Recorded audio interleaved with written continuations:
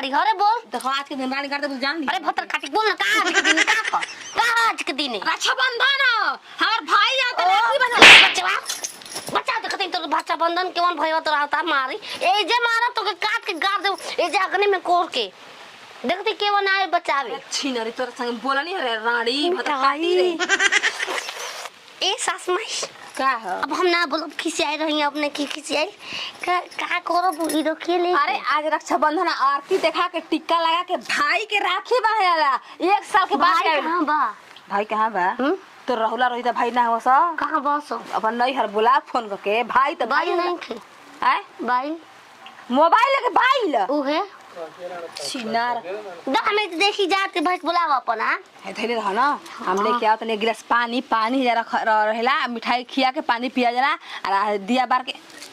जी मत झूठा मत करे हम भाई खाती है पापड़ी मिठाई